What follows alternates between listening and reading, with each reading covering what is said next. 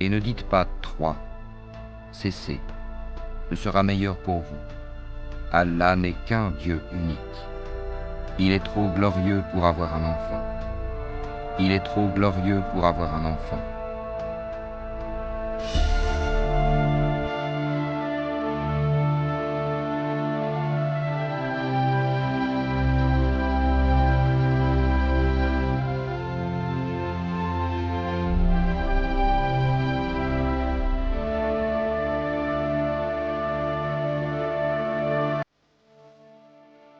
Bonjour.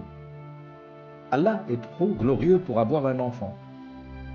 Nous avons aussi la sourate 112 qui dit « Allah est unique, il n'engendre pas et n'est pas engendré ».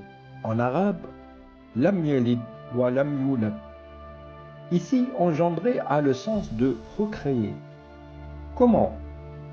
L'islam, dans son incompréhension de la nature du Christ, reproche au christianisme l'appellation de fils de Dieu, parce qu'il perçoit cette croyance identique à une procréation humaine née d'une relation entre mâle et femelle.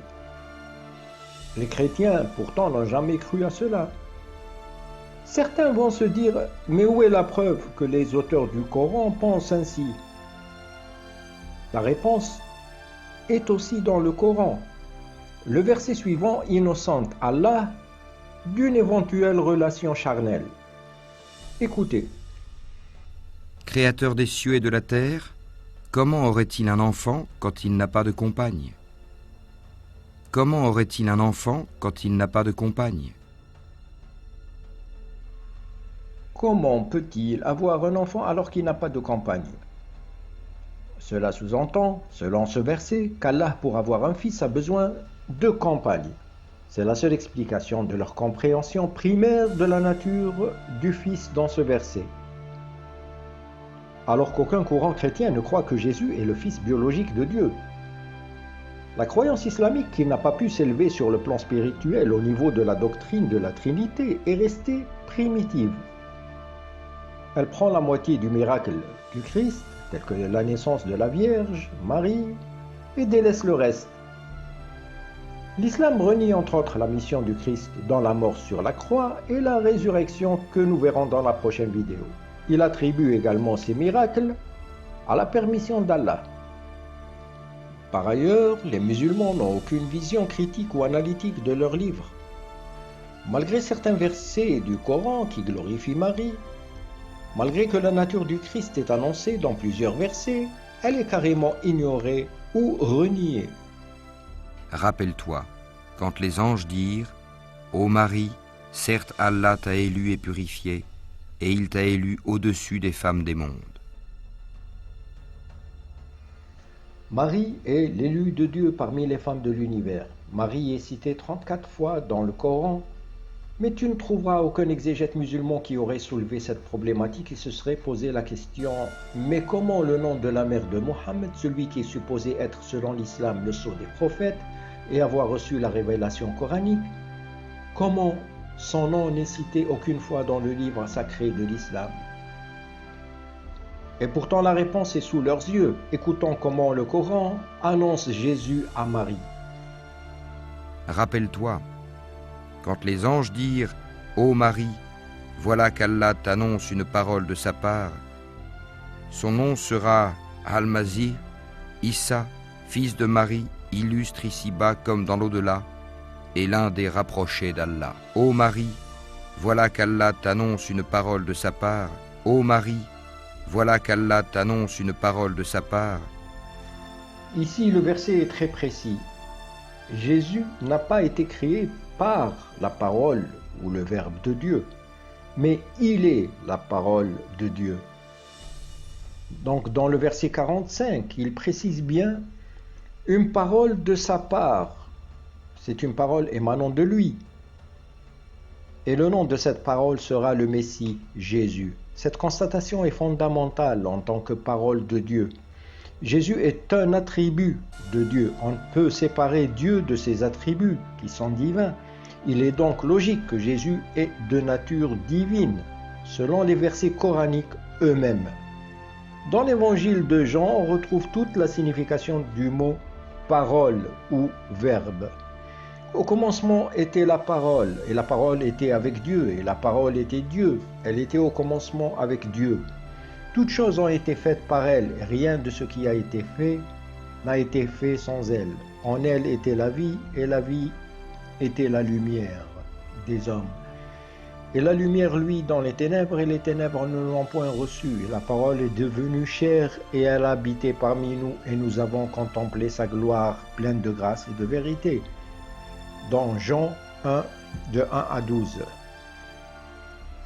Alors, les anges l'appelèrent pendant que debout il priait dans le sanctuaire. Voilà qu'Allah t'annonce la naissance de Yahya, confirmateur d'une parole d'Allah. Confirmateur d'une parole d'Allah. Confirmateur d'une parole d'Allah. Dans le verset précédent, Jean le Baptiste, Yahya, est appelé le confirmateur de la parole envoyée à Marie. En effet, comme l'avait annoncé le prophète Ésaïe, Jean était celui qui criait dans le désert « Préparez le chemin du Seigneur, aplanissez ses sentiers ». Voir Matthieu chapitre 3, verset 3 et Ésaïe chapitre 40, verset 3. Jean prêchait en disant « Il vient après moi celui qui est plus puissant que moi ». Le lendemain, il voit Jésus venant à lui et il dit « Voici l'agneau de Dieu qui ôte le péché du monde. C'est celui dont j'ai dit « Après moi vient un homme qui m'a précédé car il était avant moi. Et moi je ne le connaissais pas, mais c'est afin qu'il fût manifesté à Israël que je suis venu baptiser d'eau. » Et Jean rendit témoignage en disant « J'ai vu l'Esprit descendre du ciel comme une colombe.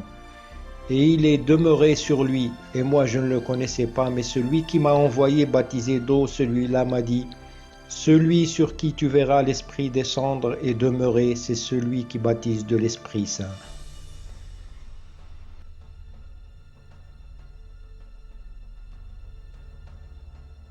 De même Marie, la fille d'Imran, qui avait préservé sa virginité, nous y insufflâmes alors de notre esprit. Elle avait déclaré véridiques les paroles de son Seigneur, ainsi que ses livres. Elle fut parmi les dévoués.